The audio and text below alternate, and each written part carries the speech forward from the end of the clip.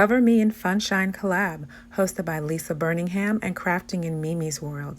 Sit back and get ready for some fun Florida-themed crafts. Tropical weather, beautiful beaches, fun theme parks. Those are just a few reasons people flock to Florida every year. I have 4 DIYs for you today, highlighting things that I just love about Florida.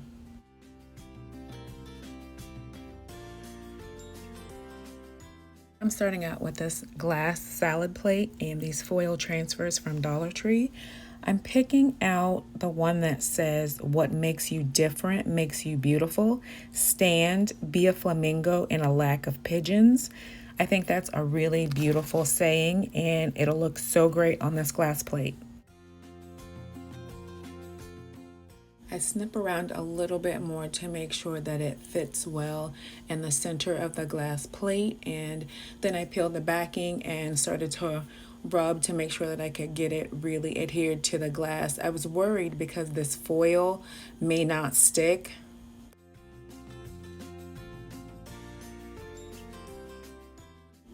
I used a plastic card so I could get even pressure to get the foil to come off, and I was pleasantly surprised that it all came off and looked beautiful.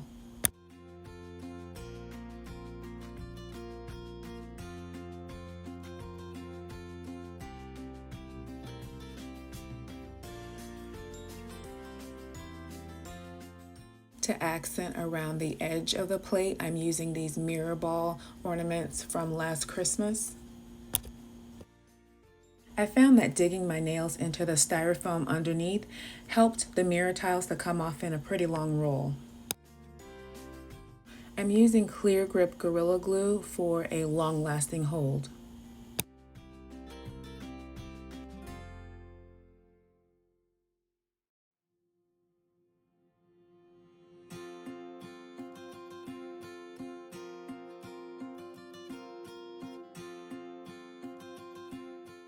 I continue the same process the entire way around the plate.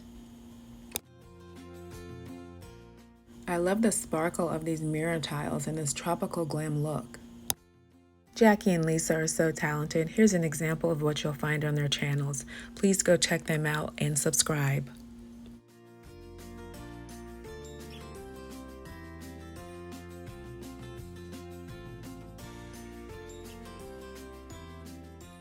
I found this great galvanized bottle cap sign at Dollar Tree. I want to use this as a riser top, so I removed the string and then painted it with some white matte apple barrel, coating the sides as well.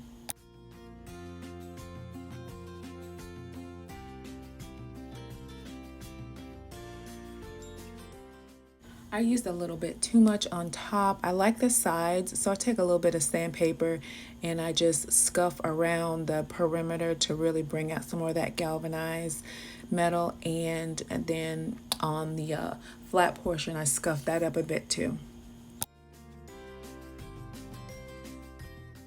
I found images of vintage postcards and I like this one the best, so I'm going to snip around and make it fit to size a little bit better, and I'm thinking of using portions of this secondary piece that didn't print out completely.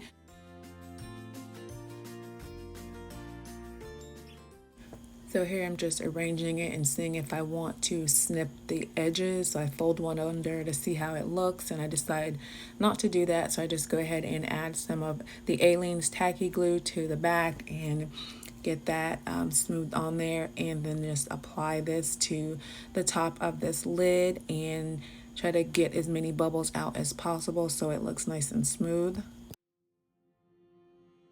And I snipped some pieces from this extra bit that I had printed and I arranged them to see how I think I might want them on the top of this, but then I decide not to use them, that the original that I printed out was just fine. So I scuff up my lid even more, and I love the way that looks.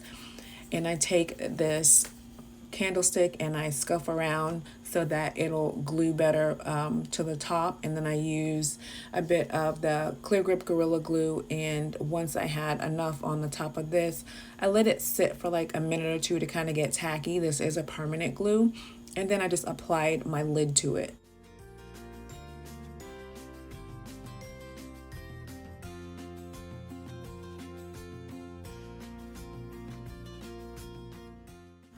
And then I used matte Mod Podge to seal my image onto the top. I don't want this peeling off. I love the look of vintage postcards, and I love the look of this bottle cap scuffed up. This is just really beautiful to me.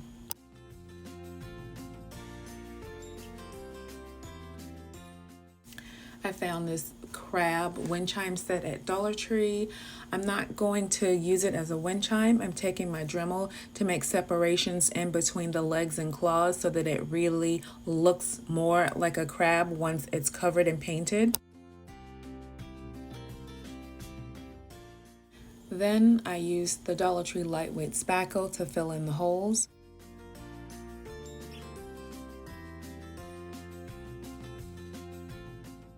Then I applied Award Blue from Apple Barrel.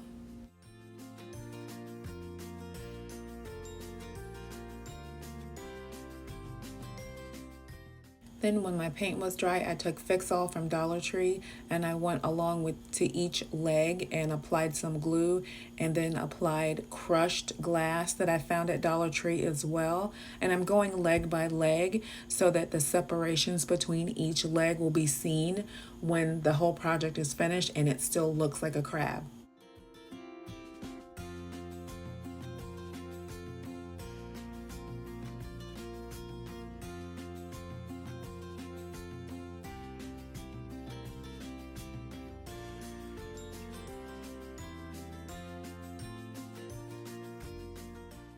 And for the middle portion, I started with the outside edge and then worked my way inside. I wanted to do this blue crab because as a little girl, my younger brothers and I used to go crabbing during the summers. And he's looking pretty good.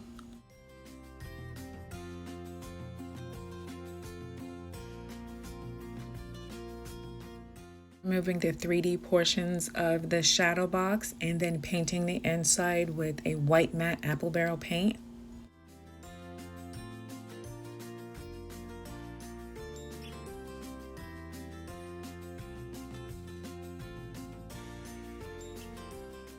And these foam balls from the floral section of Dollar Tree will be used to make Mickey Mouse.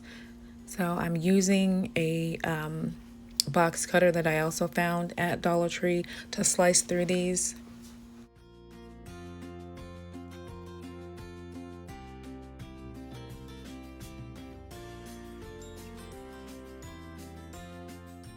For color, jet black matte apple barrel paint.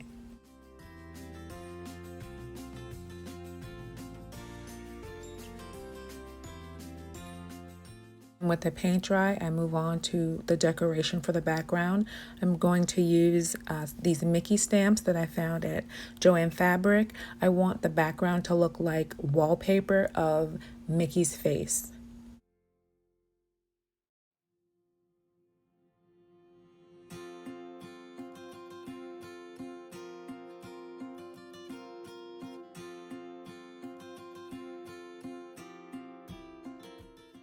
And I love the way this is looking. It looks vintage, kind of like worn and washed out. I didn't want to go heavy with the ink so that it would have a vintage feel. Then I take my pieces of styrofoam and set them how I want them arranged, and then I just apply my hot glue so that my shadow box will come together. We're big Disney fans in this family, so I had to represent for Mickey.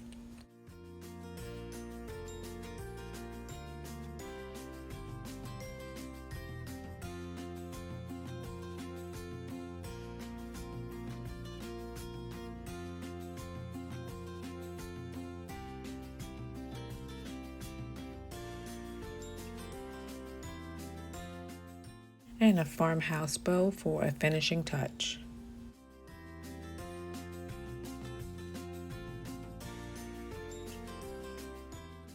And here's the reveal of all these projects. I really love every single one of these. I really have enjoyed.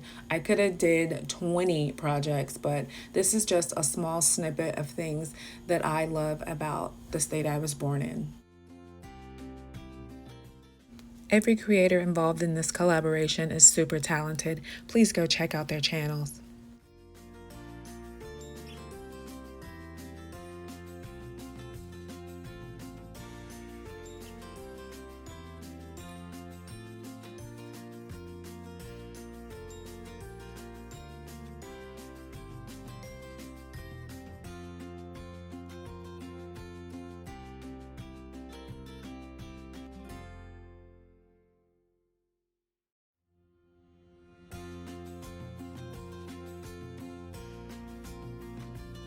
I'm giving away this bundle of crafting supplies and this home sweet home flag.